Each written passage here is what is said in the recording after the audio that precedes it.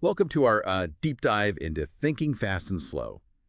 This book by Daniel Kahneman, it's like uh, basically a masterclass in how our minds work Right. and, sometimes how they totally trip us up. Yeah, it really is. It's a real game changer. Thinking fast and slow didn't just kind of shake up psychology. It had a huge ripple effect on, things like economics and how we understand decision making in general. Right. Like, honestly, prepare to see the world differently after this. So Kahneman's big idea is these two systems of thinking. Mhm. System one, the quick, like, gut feeling one, and then system two, the slower, more thoughtful one. It's Uh, like system one is swiping through dating profiles and making those snap judgments, and then system two is trying to write a thoughtful bio, but, it gets distracted. right, and that's where the trouble starts. I Fine. mean, system one is great for dodging a frisbee in the park, right? That's instant reaction. Yeah. But for big decisions, it tends to oversimplify using these mental shortcuts Kahneman calls heuristics. Okay, heuristics. So picture this.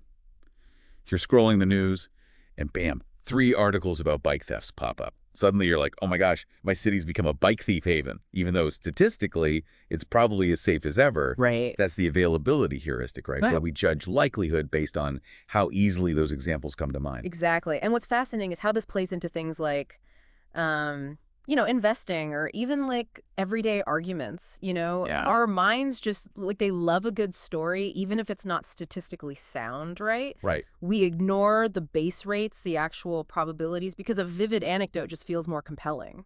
Yeah. So even if I know the lottery odds are terrible, that story of what if I win Hmm. is just more exciting to think about. Right. Okay, but here's another one. What about the halo effect? This is why a charismatic salesperson might convince us that their product is amazing, even if the features are, like, totally mediocre. Yeah, we're constantly judging books by their covers, aren't we? System one links good looks with other positive traits like competence.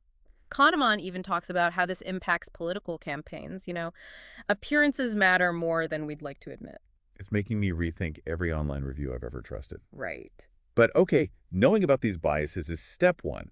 What do we do with this information?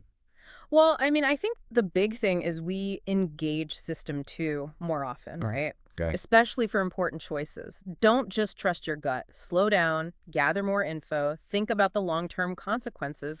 It's like that saying, measure twice, cut once, but for our brains. So basically, pump the brakes before hitting buy now on that impulse purchase. Makes sense. Now, Kahneman talks about this idea called WYSIAD.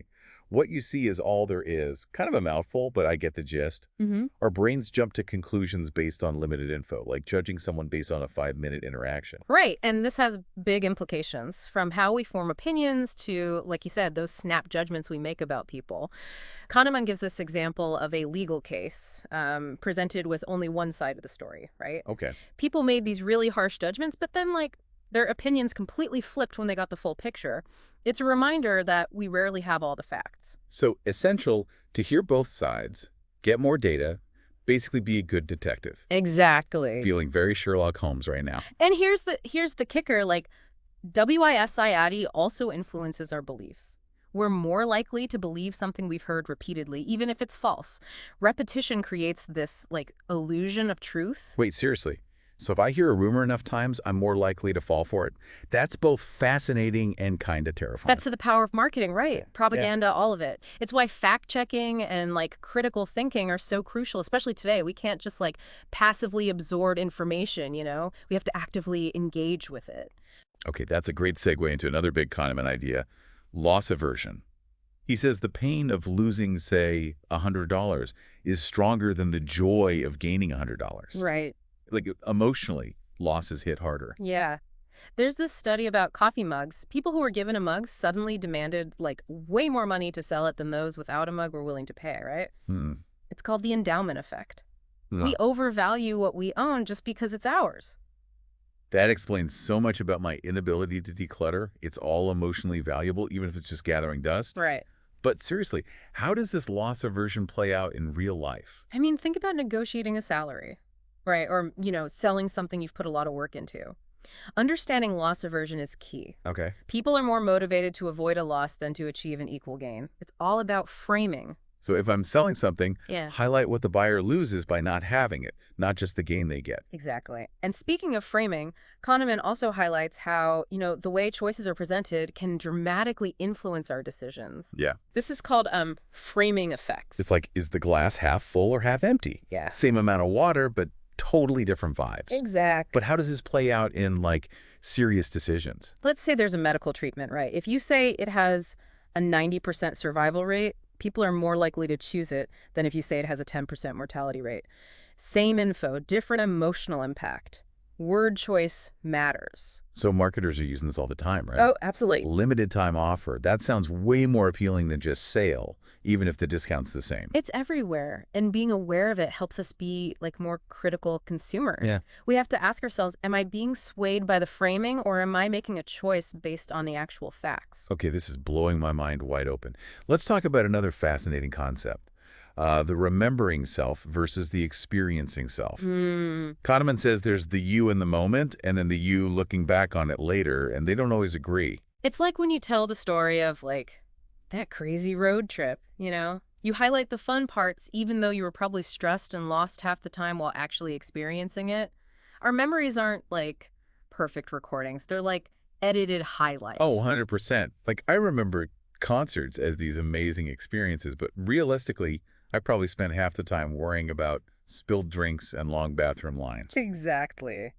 Kahneman actually did a study with two painful experiences.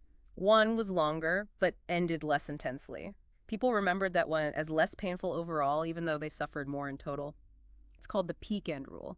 Our memories are swayed by the most intense moment and the ending. So the takeaway is a good ending can totally redeem a bumpy ride. Mm. I'm going to try applying this to my next vacation at least. It's definitely something to consider, isn't it? Yeah. And it just highlights how our memories, while powerful, aren't always the most accurate representation of what we live through. This has been a whirlwind tour through, just the first part of thinking fast and slow, and my brain is already buzzing. We've covered so much, and I can't wait to see what other mind-bending insights are in store for us. Stay tuned for part 2 of this deep dive. Welcome back. You ready to uncover more of those hidden workings of your own mind? Because Kahneman doesn't hold back in this next section. Oh, I am totally strapped in for this mental roller coaster. After that last part, I'm realizing just how much I don't know about my own thinking. So what's up next? Well, let's talk about priming. You know how, sometimes just hearing a certain word can make you think of something totally unrelated? Like if someone says beach and suddenly you're, craving a margarita, even though logically those two things have nothing to do with each other. Oh, yeah, all the time. Like if I hear taxes, I suddenly feel stressed, even though I haven't even started on them yet. But is that actually priming or just, my own weird associations? No, it's a real thing. Kahneman talks about these studies where people were, flashed words so quickly they couldn't even consciously register them. Yeah. But later, those words influenced how they completed other tasks. It's like subliminal messaging, but for science. Okay, that's kind of spooky. So even if I'm not aware of it, just being exposed to certain words or ideas can affect my thoughts and actions. Exactly.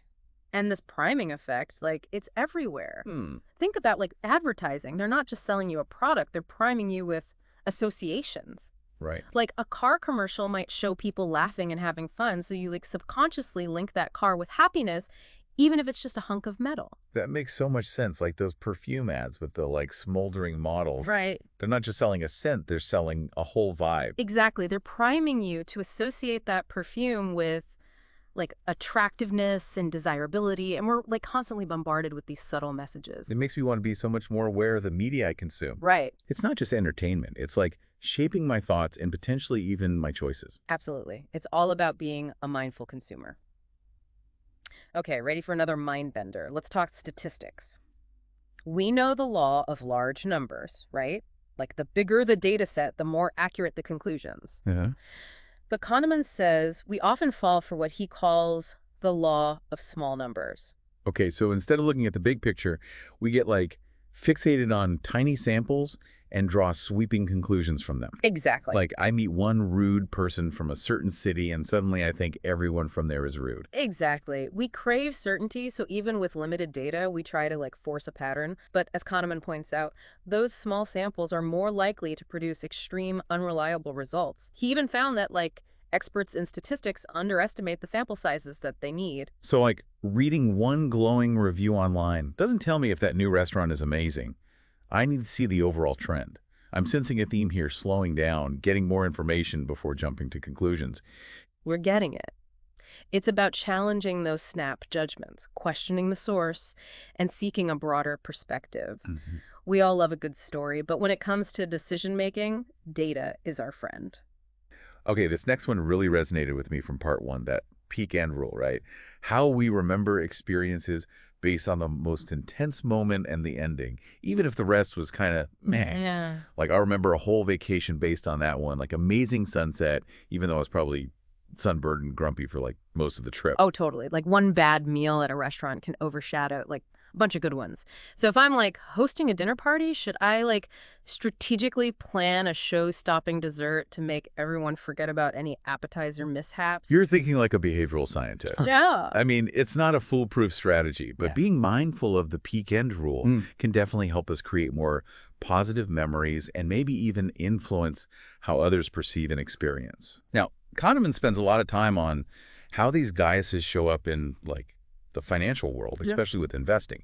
Is that kind of a wake-up call that even experts get things wrong? Like this idea of overconfidence, like thinking we can beat the market when statistically it's really, really hard. It's called the illusion of skill. Like, we believe our knowledge gives us an edge, but often it's more about luck and, like, those random market fluctuations.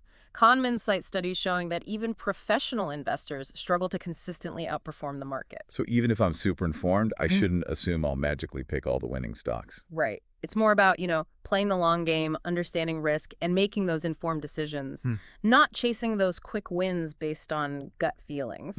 Like, diversification, steady investing, those are the boring but often like more effective strategies. Okay, I'm putting away the get-rich-quick schemes. Now, there's this one experiment Kahneman describes that, like, really blew my mind.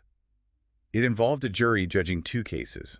One was about, like, physical harm to a child, and the other was about financial harm to a bank. When judged separately, people were way more outraged about the harm to the child. Makes sense, right? Totally intuitive. Yeah. But here's the kicker. When presented together, people awarded more damages to the bank. Right. Why? Because, like, our judgments are relative. When side by side, the $10 million loss to the bank seemed huge compared to the child's injury, even though it wouldn't have on its own. Wait, so the context of a decision can completely shift our perspective. Like if I'm online shopping and I see like a $100 shirt, it seems outrageous. Right. But then I see like a $500 one and suddenly that first one feels like a bargain. Exactly. We're constantly comparing, even if we don't realize it, and it's not always rational.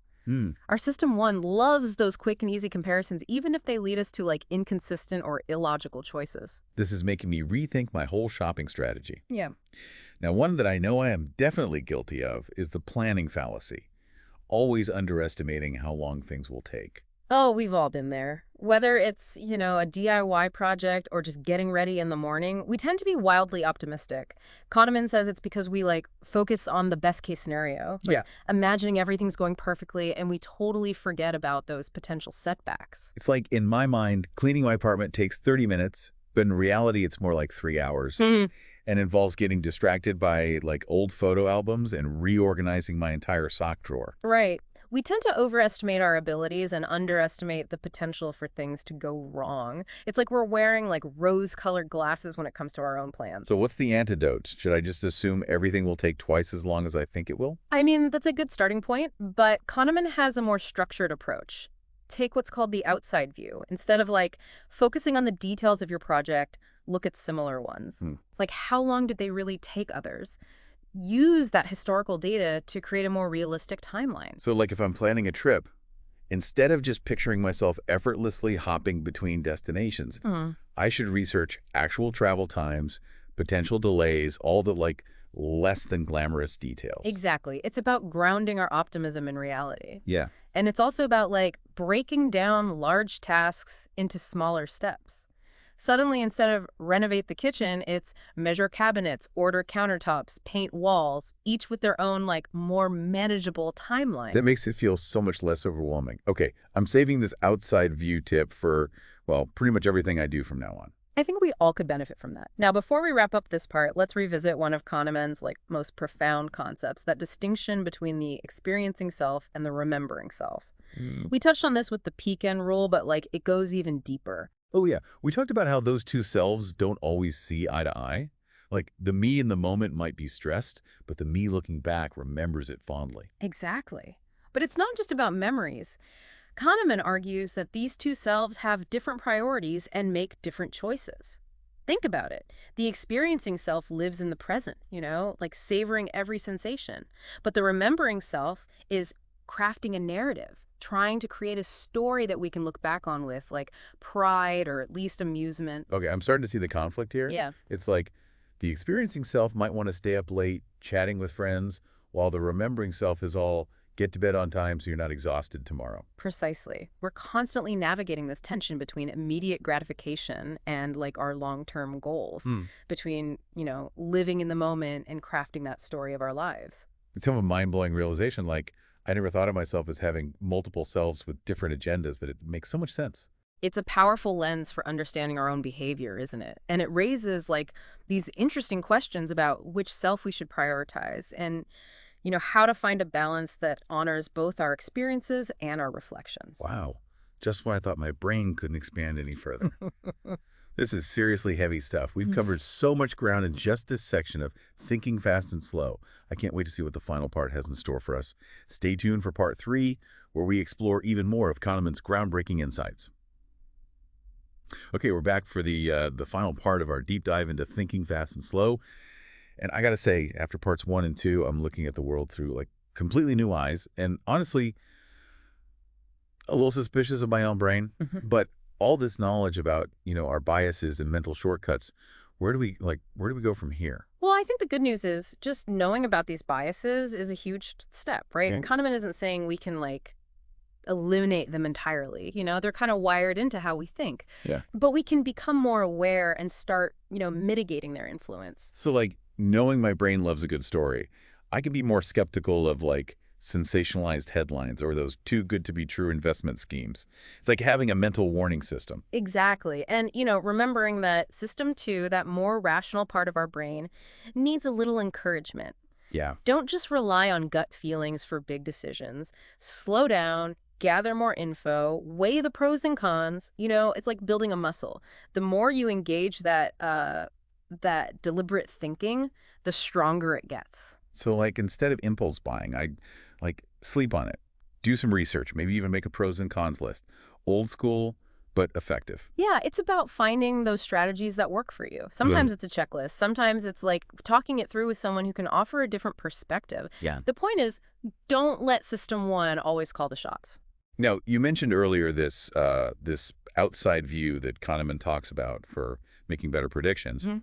We touched on it with planning, but it seems like a useful tool for all sorts of decisions. It really is. Remember, it's about looking beyond our own limited perspective. So let's say you're, I don't know, considering a career change. Okay. Right. It's easy to get caught up in the excitement of something new. But the outside view says, look at the data.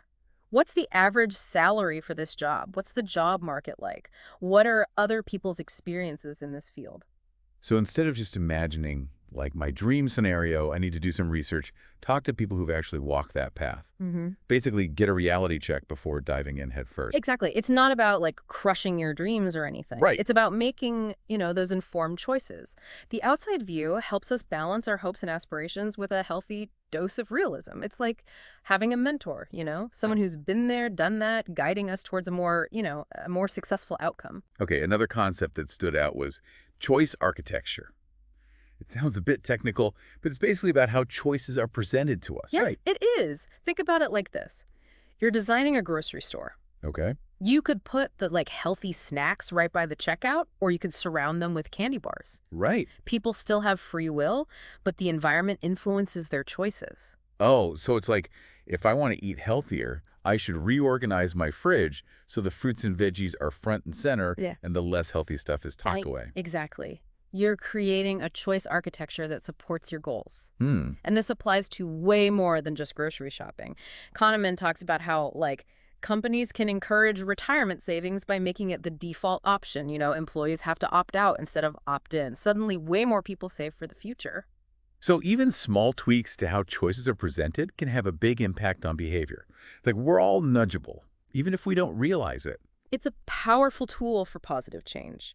And not just for, big organizations or anything. We can all use choice architecture in our own lives. Right. At home, at work, even just in how we set up our to-do list. This is all making me realize how much our thinking is shaped by forces outside of our conscious control, but also how understanding those forces can give us more agency in our decisions. That's the key takeaway from thinking fast and slow. We're not always rational, and that's okay.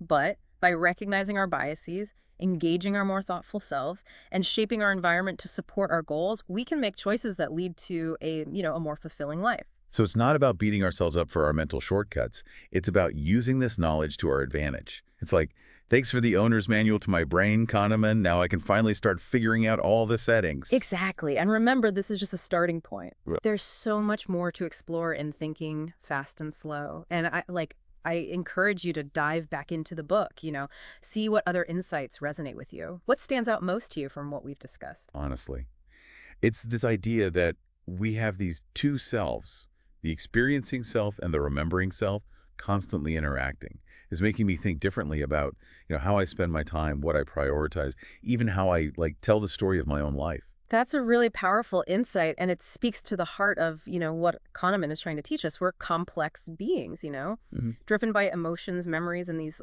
often invisible mental processes. But understanding those processes is the first step to, living a more conscious, intentional life. This has been such an incredible journey through the world of behavioral science. I feel like I have a whole new set of mental tools to help me navigate the world, make better decisions, and maybe even be a little kinder to myself when my brain, it inevitably takes a shortcut. Well, it's been my pleasure to be your guide on this deep dive. And remember, knowledge is power. The more we understand about how our minds work, the better equipped we are to create the lives we want. Thank you for joining us for this deep dive into thinking fast and slow. We hope you've enjoyed this exploration of human mind and discovered some valuable insights along the way. Until next time, keep those System 2 muscles flexed.